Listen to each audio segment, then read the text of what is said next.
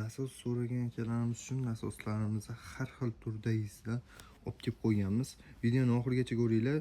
Hammasini batafsil ma'lumotlar bilan berib o'tib ketamiz. 170 motor Rubin firmasiga tegishli bo'lgan benzinli suv nasosimiz. Dalalarga zo'r variantida ishlashlari chotki bo'ladi. Toza Rubin firmaniki, Xitoy firma 28 metr podyomda 7 metrdan tortib oladi.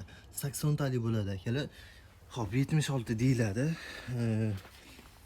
Pompalarni yaxshi pompadan qo'yilgan, original, toza Xitoy narsani o'ylab qo'yilgan. Kimga qiziq bo'lgan bo'lsa, narxlarini 1.300.000 so'mdan qilib beramiz va komplekt holatda sizlarga mana bunaqa xomut tizgonlari va 20 metr pashanli shlankalari bilan komplekt holatda qilib beramiz.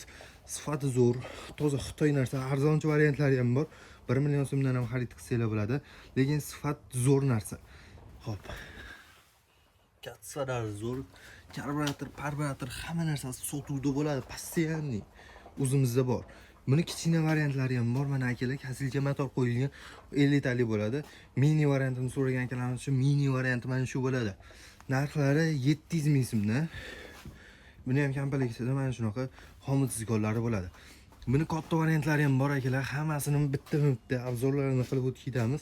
100 tali, 150 tali variantlari ham bor va elektrический variantlari ham bor.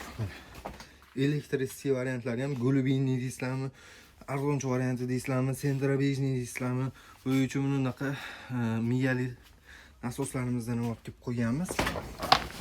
Bemalol kimga qanaqa nasoslar qiziq bo'lib turgan bo'lsa, bemalol aloqaga chiqinglar. Buni salarkali variantlari ham bor, faqat hali do'konga olib chiqqanimiz yo'q. Hali to'liq nimasi kelgan yo'q, chunki sezon kelgan yo'q. Kanalimizga bittadan like turib, podpiska bo'lib kelaveringlar. Kelishtirib chotki narxlarda qilib beramiz. Manzilimiz Toshkent shahrida joylashgan bo'ladi. Viloyatlarga kelishilgan holatlarda dastavka qilib beramiz hammasini. Bittadan like turib, podpiska bo'lib, telefon qilaverasizlar. Pastda nomerlarimizni qoldiramiz.